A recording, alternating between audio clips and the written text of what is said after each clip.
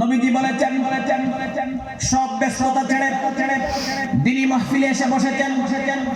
এই বসার বরকতে যে সকল ফেরেশতারা পেট্রোলিং দেবেন এই গ্রামের উপরে, সেই সব ফেরেশতারা অ্যানাউন্সমেন্ট করবেন, ঘোষণা করবেন, আনকুমু মাগফুরাল লাকুম।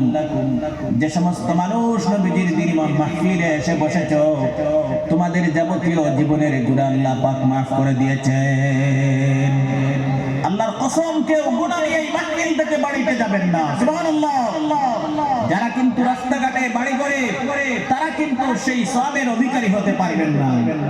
সুতরাং আমি অনুরোধ করছি, যথাসম্ভব আমার মূল আলোচনা শুরু করার আগে নবীজির দিনী মাহফিলে এসে বসে যান।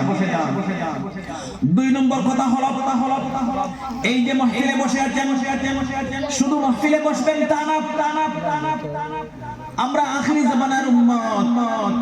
আপনি নামাজ দিয়ে কিয়ামতের দিন জান্নাতে যেতে পারবেন না। নামাজ দিয়ে হজ দিয়ে যাকাত দিয়ে কিয়ামতের দিন আমাদের মতো মানুষের জান্নাতে যাওয়া সম্ভব হবে না। নবীজি বলেছেন সব ব্যস্ততা ছেড়ে নবীজির দিনী মাহফিলে এসে বসেছেন। এই বসার বরকতে কিয়ামতের দিন আল্লাহ পাক এইভাবে আমাদের সামনে বসাবেন। এখন যেভাবে বসছেন, যে আলিমের মাহফিলে বসবেন, মজলিসে বসবেন, সেই আলিমের মাহফিলে মজলিসে কিয়ামতের দিন আল্লাহ পাক বসাবেন। সুবহানাল্লাহ। এখন যেভাবে বসবেন কিয়ামতের দিন সেভাবে বসবেন। কি লাভ হবে? নবীজি বলেছেন শুধু দুনিয়ায় বসবেন তা না, কিয়ামতের দিন বসবেন। কিয়ামতের দিন বসলে পরে কি হবে? বিশ্ব নবীজি বলেছেন হাত্তা ইয়াদখুলাল জান্নাহ। এমনকি এইভাবে বসে বসে কিয়ামতের দিন যত বড় গুনাহগার মানুষ হয় না কেন, এই দুনিয়ায় মাহফিলে বসার বরকতে কিয়ামতের দিন আল্লাহ পাক জান্নাতের ফয়সালা করে দেবে। এত ফজিলত, এত সওয়াব। সুতরাং আমরা যতক্ষণ মজলিস চলবে, মাহফিল চলবে, শান্তি শৃঙ্খলা বজায় রেখে আমরা ধৈর্য সহকারে বসার চেষ্টা করব। আল্লাহ পাক যেন তৌফিক দেন, বলি আমিন। 2 নম্বর কথা, আমরা কণ্ঠের প্রতি গুরুত্ব দেব না। যে হুজুর আলোচনা করছেন, যে বক্তা আলোচনা করতেন, কি বলছেন সেটার প্রতি আমরা গুরুত্ব দেব। কণ্ঠ আমাদের একদিন কাল হয়ে দাঁড়াবে। কিয়ামতের আলামত আমাদের দ্বীন, মিল্লাত, মাযহাব, ঈমান, ইসলাম সবকিছু ধ্বংস করে ফেলবে। যুবক ভাইরা, কণ্ঠের প্রতিযোগিতা চলছে বর্তমান মার্কেটে। ওয়াজটাকে ওয়াজের মতো করতে হবে, কমার্শিয়াল বানানো যাবে না, বিজনেস বানানো যাবে না। বর্তমান সময়ে ওয়াজকে কমার্শিয়াল বানিয়ে দেওয়া হয়েছে, বিজনেস বানিয়ে দেওয়া হয়েছে। আরে ভাই, দিন যার কাছ থেকে আপনি শিখতে পারবেন না, আমি কি বলি সেই কথার প্রতি লক্ষ্য রাখবেন, মনোযোগ দিয়ে শুনবেন। দিন, ঈমান, ইসলাম, কোরআন এবং হাদিসের আলোচনা, বয়ান, ওয়াজ অথবা ফতোয়া আমরা যার কাছ থেকে শিখতে পারবো না। কার কাছ থেকে শিখবেন? ওয়াজ, কার ওয়াজ শুনবেন? যে কোনো মানুষের ওয়াজ শোনা জায়েজ নয়, গুনাহ কবিরা, হারাম। যে কোনো মানুষের ওয়াজ শোনা জায়েজ নয়, গুনাহ কবিরা, হারাম। কার ওয়াজ শুনবেন? আপনি ইউটিউব ব্যবহার করেন, ফেসবুক ব্যবহার করেন, সোশ্যাল মিডিয়া ইউজ করেন, ব্যবহার করেন। সোশ্যাল মিডিয়া থেকে যদি আপনি মনে মনে ভাবেন, যুবক ভাইরা আমি দিন শিখবো, ঈমান শিখবো, আমি মাসলা মাসাইল শিখবো, শরীয়তের প্রয়োজনাদি বিষয়গুলি আমি শিখবো, আপনি গুমরাহ হতে পারেন, জাহান্নামী হতে পারেন। নাউজুবিল্লাহ। 100% সঠিক নয়। এই সোশ্যাল মিডিয়া ব্যবহার করে ওয়াজ শুনে, বক্তৃতা শুনে, আলোচনা শুনে, বয়ান শুনে আপনি আমল করবেন, আপনি জাহান্নামে চলে যেতে পারেন। কেন না? কারণটা কি? আমি কি বলছি বুঝার চেষ্টা করবেন। শুধু আপনারা কোরআন শুনে পাগল হবেন না, আমার কথা আমি নিজেই বলছি। এই জন্য বিশ্ব নবীজি বলেছেন, তিরমিজি শরীফের হাদিস, নবীজি বলেছেন ইন্না বনি ইসরাঈল তাফাররাকাত আলা 72 মিল্লাত। বিশ্ব নবীজি বলেছেন বনি ইসরাঈলের উম্মতদের আল্লাহ পাক 72 দলে বিভক্ত করেছে। 72 অর্গানাইজেশন, 72 দল ছিল বনি ইসরাঈলের। সুবহানাল্লাহ। বনি ইসরাঈল কাকে বলা হয় আলোচনা করলে লম্বা হবে, আমি সেদিকে যাব না। শুধু এই পয়েন্টটা মনে রাখবেন যে বনি ইসরাঈলের উম্মতের 72 দল ছিল। নবীজি বলেছেন وتفترق أمتي على 73 মিল্লাত বিশ্ব নবীজি বলেছেন আমার উম্মতের মধ্যে কিয়ামতের পূর্বে এই পৃথিবীর জমিনে 73 দল হবে। বনি ইসরাইলের 72 দল আর আমাদের নবীজির উম্মতের 73 দল, আরেক দল বেশি 73 অর্গানাইজেশন আমাদের নবীজির উম্মতের হবে। এরপরে কি নবীজি বলছেন? মসজিদে নববীতে সাহাবায়ে কেরাম বসে আছেন নবীজির সামনে আর নবীজি এই হাদিস বর্ণনা করতেছেন। সুবহানাল্লাহ। নবীজি বলছেন কুল্লুহুম ফিন্নার। বিশ্ব নবীজি বলেছেন আমার উম্মতের 73 দল, এই 73 দলের 73 দল নবীজি বলেছেন কিয়ামতের দিন সবাই হবে জাহান্নামী। সব মানুষ জাহান্নামী। আপনারা যারা নামাজ পড়ছেন, আমল করছেন, রোজা রাখছেন, সব মানুষ জাহান্নামী নবীজি বলেছেন। নাউযুবিল্লাহ। যেই মাত্র নবীজি এই হাদিস বর্ণনা করেছেন হযরতে আবু বকর, হযরতে ওমর, হযরতে উসমান, হযরতে আলী, হযরতে তালহা, হযরতে জুবাইর, হযরতে আব্দুল্লাহ ইবনে আব্বাস, বিভিন্ন বড় বড় সাহাবী নবীজির পাগল হয়ে গেছেন, পেরেশান হয়ে গেছেন, কান্না শুরু করে দিয়েছেন, চক্ষু থেকে জর করে পানি পড়তেছে। নবীজি কি বললেন? আমরাও তো তাহলে এইভাবে যদি হয় তাহলে আমরাও জাহান্নামী। নাউযুবিল্লাহ। কিন্তু নবীজি কিছুক্ষণ পরে বলতেছেন ইল্লা বিল্লাতাও ওয়াহিদা, শুধুমাত্র এই 73 দলের মধ্যে নবীজি বলেছেন শুধুমাত্র কিয়ামতের দিন এক দল হবে জান্নাতি। সুবহানাল্লাহ। 73 দলের মধ্যে যদি একদল জান্নাতি হয় তাহলে প্রায় 1 লক্ষ মানুষের মধ্যে একজন হবে জান্নাতি। সুবহানাল্লাহ। জান্নাতে যাওয়া এত সহজ না আর এত কঠিন না। যেই মাত্র নবীজি বলেছেন একদল হবে জান্নাতি, সাহাবায়ে কেরামের মনে স্বস্তি ফিরে আসলো, হতাশা শেষ হয়ে গেল, সহ্য করতে পারেন নাই। সঙ্গে সঙ্গে নবীজিকে প্রশ্ন করেছেন ইয়া রাসূলুল্লাহ, ক্বালু মান হিয়া ইয়া রাসূলুল্লাহ, নবীজি কোন দল কিয়ামতের দিন জান্নাতি হবে আমাদেরকে বলে দেন, আমরা চিনতে চাই, জানতে চাই। প্রশ্ন করলেন ইয়া রাসূলুল্লাহ কিয়ামতের দিন কোন দল, এই 73 দলের মধ্যে কোন দল জান্নাতি হবে আমরা জানতে চাই, চিনতে চাই, আমাদেরকে বলেন। সাহাবায়ে কেরাম পেরেশান হয়ে গিয়েছিলেন নবীজির কথা শুনে। নবীজি বলেছেন মা আনা আলাইহি ওয়া আসহাবি, এই দুনিয়ায় যে সমস্ত মানুষ আমি নবীজির সুন্নতের উপর আমল করে আমি নবীকে অনুসরণ করবে আর আমার সাহাবীকে অনুসরণ করবে, কিয়ামতের দিন আল্লাহ পাকের জান্নাতি হয়ে যাবে। আমি কি বলছি বুঝতে পারছেন? যে যারা নবীকে অনুসরণ করবে, নবীজির সুন্নতের উপর আমল করবে, দুনিয়ায় আমরা যারা নবীজির সুন্নতের উপর আমল করব আর সাহাবীকে, নবীজির যে কোনো সাহাবীকে অনুসরণ করব, নবীজির সাহাবী যা করেছেন আর যা করতে বলেছেন আমল করব, কিয়ামতের দিন এই দল জান্নাতি হবে। সুবহানাল্লাহ। এতে আপনি যে কোনো সংগঠন করেন, যে কোনো দল করেন দুনিয়ায়, যদি আপনার আমল, আপনার নামাজ, আপনার রোজা, আপনার হজ, আপনার যাকাত নবীর সুন্নত মতো হয়, সাহাবীকে অনুসরণ করে করেন, তাহলে কিয়ামতের দিন আপনি জান্নাতি হবেন। সুবহানাল্লাহ। আমার এই কথা বলার মূল উদ্দেশ্য হলো বর্তমান সময়ে কিয়ামতের ঠিক পূর্ব মুহূর্ত চলছে এই পৃথিবীর জমিনে। এই যে 73 দল, আমি কত দলের কথা বলেছি? 73 দল, 73 দল। এই 73 দল এর মধ্যে এক দল জান্নাতি, বাকি 72 দল জাহান্নামী। এই জাহান্নামী 72 দল মাথা চড়া দিয়ে উঠে পড়ে লেগেছে পৃথিবীর সরল বনা মুসলমানদেরকে গুমরাহ করে, বিপদগামী করে জাহান্নামে নিয়ে যাওয়ার জন্য। নাউযুবিল্লাহ। আমার কথা বুঝুন। এইভাবে পৃথিবীর জমিনে মানুষকে ধোঁকা দিয়ে, মিথ্যা বলে, মানুষের সামনে জাল হাদিস বানিয়ে, জাল হাদিস বর্ণনা করে মানুষকে জাহান্নামমুখী, জাহান্নামের রাস্তা, জাহান্নামের দিকে ঠেলে দেওয়া হচ্ছে। নাউযুবিল্লাহ। কিভাবে আমি বলবো? এই জন্য বলেছি যে ওয়াজ কার কাছ থেকে শুনবেন, দিন কার কাছ থেকে শিখবেন, আপনি মাসলা মাসাইল ফতোয়া কার কাছ থেকে শিখবেন সেটা আপনাকে জানতে হবে। যার কাছ থেকে তার কাছ থেকে যে কোনো মানুষের কাছ থেকে দ্বীন, ওয়াজ, মাসলা মাসাইল, তাফসীর, হাদিস আপনি শুনতে পারবেন না, শিখতে পারবেন না, নইলে আপনি জাহান্নামে চলে যাবেন। কার কাছ থেকে শিখবেন? কিছু কোয়ালিটি আছে, বৈশিষ্ট্য আছে, ক্যারেক্টার আছে, আমি সেইগুলো বলে দেব।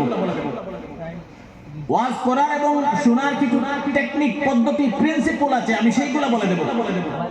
বর্তমান সময়ে ওয়াজগুলা কমার্শিয়াল হয়ে গেছে, বিজনেস হয়ে গেছে, সেই জন্য ওয়াজ মানুষের আসর করে না, মানুষ আমল করতে পারে না। আরে ভাই, আমি ছোটবেলায় আমি যখন ছোট ছিলাম আমি দেখতাম ওলামায়ে কেরাম আসছেন, আলোচনা করছেন, চুরি বন্ধ করে দিয়েছে ওয়াজ শুনে, সুবহানাল্লাহ। যারা মদ পান করে ওয়াজ শুনে তওবা করে ফিরে গিয়েছে, আর জীবনে মদ পান করব না, এইভাবে হয়েছে। কিন্তু ওয়াজ চলছে, মানুষ মিথ্যাও বলছে, মদ পান করছে, জিনাও করছে, হত্যাও করছে, ব্যভিচার করছে, জমিনে গিয়ে আইলও ঠেলছে। আইল টেলাটেলি নাই নি দিকে আসবে আমার আলোচনাতে এইগুলো। যুবক ভাইয়েরা একটু জিকির করে করে সামনে আসেন না, ভালো লাগবে। লা ইলাহা ইল্লাল্লাহ। তাড়াতাড়ি 1 মিনিট, আমি একটু কষ্ট দিচ্ছি ভাই, আলহামদুলিল্লাহ। আমি মুসাফির মানুষ, বসে বসে আসেন। আমি মুরব্বীরা জায়গাতে থাকেন মুরব্বীরা, যুবক ভাইয়েরা সামনে আসেন। লা ইলাহা ইল্লাল্লাহ, লা ইলাহা ইল্লাল্লাহ, লা ইলাহা ইল্লাল্লাহ, লা ইলাহা ইল্লাল্লাহ, লা ইলাহা ইল্লাল্লাহ। বাইরে যারা আছেন রাস্তাঘাটে, আমি প্রত্যেকের খিদমতে অনুরোধ করব তাড়াতাড়ি মজলিসে এসে বসে যান। আরে ভাই, আমরা জানি না, হয়তো আগামীকাল সূর্য আর দেখতে পারবেন না। মানুষের যুবকদের কোন মৃত্যু হয় বর্তমানে, আর যুবকদের কোন মৃত্যু হয় সেটাও কিয়ামতের আলামত। যুবক ছেলে ঘুমাবে রাত্রিবেলা, আর সকালবেলা ঘুম থেকে উঠবে না, অকালে মৃত্যু হবে, হঠাৎ মৃত্যু হবে, সেটা কিয়ামতের আলামত। আমি যুবকদেরকে বলছি, গুনাহ ছেড়ে দেন আর নেক আমল শুরু করেন। আল্লাহ পাক আপনার আয়ু দীর্ঘ করবেন, আপনার রিজকে বরকত দেবেন। সুতরাং আমি অনুরোধ করব, সবাই বসেন। আমি বলছি, ওয়াজ কার কাছ থেকে শিখবো, দ্বীন কার কাছ থেকে শিখবো, সেটা কিন্তু খুব গুরুত্বপূর্ণ বিষয়। ওলামায়ে কেরাম সেগুলি আলোচনা করেন না, আর করবেনই না। আমরা যার কাছ থেকে ওয়াজ শিখবো, তার 2টা প্রথমে গুণ থাকতে হবে। আপনারা আমার ওয়াজ শুনবেন, আমার মধ্যে 2টা গুণ থাকতে হবে। নম্বর 1 নম্বর, আমি আলিম হতে হবে, বলি সুবহানাল্লাহ। 2 নম্বর গুণ হলো, আমি যদি আলিম হই তাহলে আহলুস সুন্নাত ওয়াল জামাতের আলিম হতে হবে। বুঝার চেষ্টা করবেন। প্রশ্ন থেকে আমাকে সরাসরি প্রশ্ন করবেন, আমি দুঃখিত হব না, বরং আরো খুশি হব। আমি চাই যা আলোচনা করব আপনারা বুঝেন, শিখেন, আমল করেন। আমি চাইলে কিসসা কাহিনী দিয়ে খুব সুন্দর আলোচনা করে আপনাদেরকে কাটিয়ে আমি এখান থেকে চলে যেতাম। আমি এসেছি অনেক কষ্ট করে, কিছু শিখবেন, বুঝবেন, আর সমস্ত জীবন আমল করবেন। সুবহানাল্লাহ। যার কাছ থেকে ওয়াজ শুনবেন, যার কাছ থেকে মাসলা শিখবেন, যার কাছ থেকে দ্বীন শিখবেন, 1 নম্বর উনাকে আলিম হতে হবে। আলিম কাকে বলেন পরে বলবো। 2 নম্বর হলো, যার কাছ থেকে দ্বীন শিখবেন, যার কাছ থেকে তাফসীর শুনবেন, যার কাছ থেকে ওয়াজ শিখবেন, শুনবেন, যার কাছ থেকে শরীয়তের মাসলা মাসাইল শিখবেন, তিনি যেন যদি আলিম হন, 2 নম্বর আহলুস সুন্নাত ওয়াল জামাতের আলিম হতে হবে। এবার বলবেন, হুজুর আহলুস সুন্নাত ওয়াল জামাত কাকে বলে? আমি সংক্ষেপে গুলমুল ভাবে বুঝিয়ে দেই এক কথায়। বিশ্ব নবীজি বলেছেন, মা আনা আলাইহি ওয়া আসহাবি, যে নবীকে অনুসরণ করে, নবীজির সুন্নাত মতো দুনিয়া আমল করবে, আর নবীজির সাহাবাকে অনুসরণ করে দুনিয়া আমল করবে, এই মানুষরা আহলুস সুন্নাত ওয়াল জামাতের অনুসারী। বুঝতে পারলেন যে নবীজি যেভাবে আমল করেছেন আর নবীজির আমল করতে যেভাবে বলেছেন, তার মানে নবীজির সুন্নতের উপর আমল করবে, অনুসরণ করবে, আর নবীজির সাহাবীকে অনুসরণ করে দুনিয়া আমল করবে। আপনি দুনিয়ায় যে কোনো সংগঠনের মানুষ হন না কেন, আপনি অরিজিনাল খাঁটি আহলুস সুন্নাত ওয়াল জামাতের অনুসারী, নবীজির দলের অনুসারী। সুবহানাল্লাহ। আর আল্লাহর কসম, কিয়ামতের দিন নবীজির শাফাআত ওয়াজিব হবে এই সমস্ত মানুষের উপর। আমরা এই মানুষের ওয়াজ শুনবো। এবার বলবেন হুজুর আপনি তো সুদূর আসাম থেকে এসেছেন, আপনি সুদূর আগরতলা থেকে এসেছেন, আপনি আলিম কিনা না আমরা বুঝবো কিভাবে? প্রশ্ন থেকে যায়, সেটাও আমি ভেঙে বলবো। আপনারা ইনভাইট করেন বাংলাদেশ থেকে, আগরতলা থেকে, আসাম থেকে, কলকাতা থেকে। আমি কোনো ওলামায়ে কেরামের বিরুদ্ধে কথা বলছি না, আপনাদেরকে সতর্ক করে দিচ্ছি যাতে আপনারা গুনাহ থেকে বাঁচতে পারেন, সেই দায়িত্ব আপনাদের। আরে ভাই ট্রেডিশন চলছে সমাজে, আমাদের আসামেও একই অবস্থা, শুধু কণ্ঠ লাগে, শুধু কণ্ঠ লাগে, শুধু কণ্ঠ লাগে। দিন বরবাদ হয়ে যাচ্ছে, মুসলমান ধ্বংস হবেন। আলবেনিয়ার মতো, স্পেনের মতো সতর্ক হয়ে যান। ওয়াজ করান ভালো কথা, ওয়াজ বন্ধ হলে দিন মিটে যাবে। আমি ওয়াজ বন্ধ করার কথা বলছি না, কণ্ঠের পিছনে পাগল হবেন না। এবার আলিম কাকে বলা হয়? আমরা ওয়াজ শুনবো আলিমের, আর এই আলিম যে আলিম হক পথের উপর আছেন, সুবহানাল্লাহ। এবার আলিম কাকে বলে? আমি তো সুদূর আসাম থেকে এসেছি, উনি সুদূর আগরতলা থেকে এসেছেন, অথবা সুদূর দিল্লি থেকে এসেছেন, বাংলাদেশ থেকে এসেছেন, উনি আলিম কিনা না আমি জানবো কিভাবে? এবার বুঝেন, আলিম হতে হলে তিনটি কোয়ালিটি থাকতে হবে এই মানুষের মধ্যে। আমি আলিম দাবি করছি, আমার মধ্যে তিনটা কোয়ালিটি থাকতে হবে, তিনটি বৈশিষ্ট্য থাকতে হবে, তিনটি গুণ থাকতে হবে। সুবহানাল্লাহ। কয়টি গুণ? তিনটি। এক নম্বর গুণ হলো, আমি আমার ব্যক্তিগত মত বলছি না, কিতাবে যেভাবে লেখা আছে সেই কথাগুলি আপনাদের সামনে আমি তুলে ধরছি। কিতাবের মধ্যে লিখেছেন, কোন মানুষ যদি আলিম হতে হয়, আলিম হওয়ার তিনটি গুণ, তিনটা কোয়ালিটি কোন মানুষের মধ্যে থাকে, তবে তাহাকে আলিম বলা যাবে। কোন মানুষের মধ্যে তিনটি গুণ থাকে, তাহলে এই মানুষটাকে আমরা কি বলবো? আলিম। আলিম হুজুর আপনারা যাকে বলেন আলিম। তিনটি গুণের মধ্যে দুইটি গুণ আছে আমার মধ্যে, একটি নেই। তিনটি গুণের মধ্যে দুইটি গুণ আছে, একটি নেই, আমাকে আলিম বলা যাবে না। ক্লিয়ার? তিনটা গুণের তিনটাই থাকতে হবে। দুইটা আছে, একটা নেই, আমি আলিম না। আমার ওয়াজ শোনা জায়েজ নয়, আমার তাফসীর করা জায়েজ নয়, আমার বয়ান করা জায়েজ নয়। বুঝতে পারছেন ক্লিয়ার ভাবে আমার কথাগুলি? মানে এই গুণের তিনটাই থাকতে হবে। সুবহানাল্লাহ। এক নম্বর গুণ হলো, কোন মানুষ যদি দাবি করে সে আলিম, তাহলে এক নম্বর গুণ হলো এই মানুষের মধ্যে যিনি আলিম তিনি সঠিকভাবে, সহিহ শুদ্ধভাবে কোন ধরনের লেখনা জলি, লেখনা কপি, ছোট ভুল বড় ভুল ব্যতীত আল্লাহ পাকের কোরআনে কারীম সহিহ শুদ্ধ করে তিলাওয়াত করতে পারবে। আলিম হওয়ার প্রথম শর্ত, আলিম হওয়ার প্রথম গুণ, আলিম হওয়ার প্রথম ক্যারেক্টার, বৈশিষ্ট্য। আমি যদি দাবি করি আমি নিজে আলিম, তাহলে আমার মধ্যে এই গুণ থাকতে হবে, কোন ধরনের ছোট ভুল বড় ভুল, ওলামায়ে কেরাম বুঝবেন, লেখনা জলি, লেখনা খফি, লফজি হারফি, কোন ধরনের ভুল ব্যতীত আমি আল্লাহ পাকের কোরআনে কারীম সহিহ শুদ্ধ করে তিলাওয়াত করে দুনিয়ার মানুষকে শুনিয়ে দিতে পারবো। তাহলে আলিম হওয়ার প্রথম গুণ আমার মধ্যে আছে। সুবহানাল্লাহ। আলিম হওয়ার প্রথম গুণ কি পেলাম? যিনি আলিম দাবি করবেন তিনি সহিহ শুদ্ধ করে কোরআনে কারীম তিলাওয়াত করতে পারবেন, কোন ধরনের ভুল ব্যতীত। ক্লিয়ার? আমি বোঝানোর জন্য বারবার বলছি। দলিল হলো, আপনারা বলবেন হুজুর দলিল কি? আপনার মন মতো ব্যক্তিগত বানিয়ে বলছেন না। আল্লাহ পাক বলছেন কোরআনে কারীমে, আমি পৃথিবীর মানুষের উপর করুণা করেছি, পৃথিবীর মানুষ জাতিকে রহম করেছি, দয়া করেছি, মহব্বত করেছি, ভালোবেসেছি আমি আল্লাহ পাক। আমাদেরকে আল্লাহ পাক করুণা করেছেন, দয়া করেছেন। কি করুণা? আল্লাহ পাক বলেছেন এই করুণা করেছি আমার পক্ষ থেকে আখির জামানার পয়গম্বর বিশ্বনবী জনাবে মুহাম্মদুর রাসূলুল্লাহ সাল্লাল্লাহু আলাইহি ওয়াসাল্লামকে তোমাদের উপর আমি আল্লাহ পাক প্রেরিত করেছি। আমাদের উপর আল্লাহ পাক আখির জামানার নবীকে আমাদের নবী বানিয়ে প্রেরণ করেছেন। এই করুণা আল্লাহ পাক করেছেন। সুবহানাল্লাহ। যে নবীর উম্মত হওয়ার জন্য নবীরা প্রত্যহ সব সময় দোয়া করতেন, এই নবীর উম্মত আমরা। সুবহানাল্লাহ। এই করুণা করেছেন আল্লাহ পাক। কোরআন কারীমের আয়াতে বলতেন, লম্বা হবে আমি সেজন্য আয়াত তিলাওয়াত করি নাই, অর্থ বলে দিয়েছি।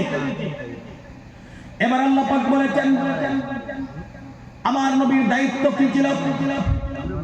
নবীজি যখন নবুয়তি পেলেন, 40 বছর বয়সে নবীজি নবুয়তি পেলেন। বিশ্ব নবীজি যখন নবুয়তি পেলেন, আল্লাহ পাক নবীজিকে কি দায়িত্ব দিয়েছেন?